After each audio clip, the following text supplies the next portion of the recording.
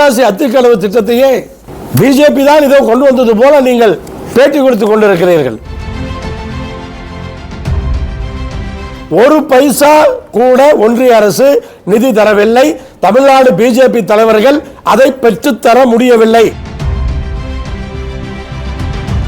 அண்ணாமலை அவர்கள் கோவை தொகுதியில் நின்றபோது பாண்டியாறு பொன்னம்பலா திட்டம் நிறைவேற்றப்படும், ஆனமலையாறு நல்லாறு திட்டம் நிறைவேற்றப்படும், இப்படி பெரிய பட்டியலையே சொல்லி இருக்கிறார்கள்.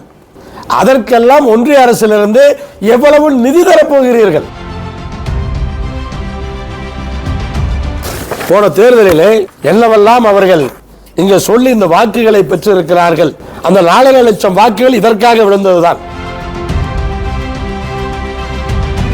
நீங்கள் சொல்லிய திட்டங்களுக்கு இந்த நிதிநிலை அறிக்கையிலே ஏதாவது ஒரு திட்டத்திற்கு ஒன்றிய அரசு அனுமதி கொடுத்திருக்கிறதா?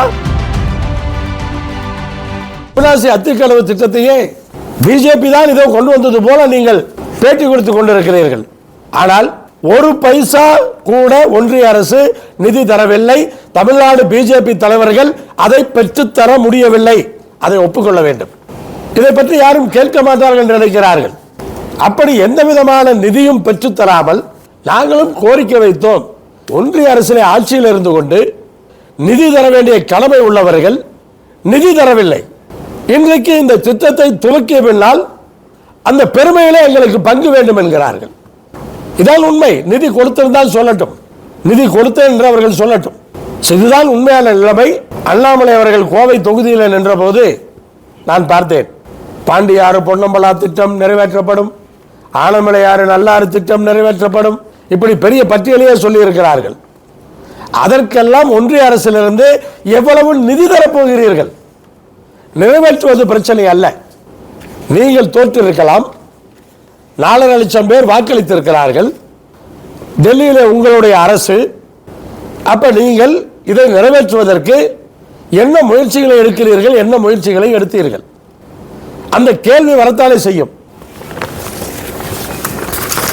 போன தேர்தலிலே என்னவெல்லாம் அவர்கள் இங்க சொல்லி இந்த வாக்குகளை பெற்றிருக்கிறார்கள் என்ற பட்டியல் என் கையில் இருக்கிறது. அந்த 4.5 லட்சம் வாக்குகள் இதற்காக விழுந்ததுதான். என்னவெல்லாம் செய்வோம் என்று தேர்தல் வாக்குறுதிகளாக பக்கம் பக்கமாக கொடுத்திருக்கிறார்கள். இப்போது டெல்லியிலே பிஜேபியினுடைய அரசு அமைந்துவிட்டது. நீங்கள் தான் மாநில தலைவர். நீங்கள் சொல்லிய திட்டங்களுக்கு இந்த நிதிநிலை அறிக்கையிலே ஏதாவது ஒரு திட்டத்திற்கு ஒன்றிய அரசு அனுமதி கொடுத்திருக்கிறதா அல்லது நிதி ஒதுக்கி இருக்கிறதா? இந்த கேள்விக்கு பதில் சொல்ல வேண்டியவர்கள் நீங்கள். அதை விட்டுவிட்டு நீங்கள் பேசுகின்ற விஷயங்கள் வேறாக இருக்கிறது. நீங்களாம் பார்த்ததுதான்.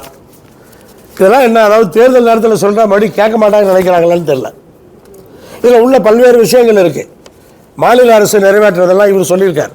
ஸோ இப்போ ஒன்றிய அரசு இவங்க வந்துட்டாங்க. மாநில அரசு கூட சொல்லிடலாம், நான் எம்பியாக இருந்தால் மாநில அரசில் அழுத்தம் கொடுத்து அதை பண்ணியிருப்பேன்னு சொல்லலாம். ஆனால் ஒன்றிய அரசு நிறைவேற்றுறதுக்கு நீங்கள் மாநில பிஜேபி தலைவர்.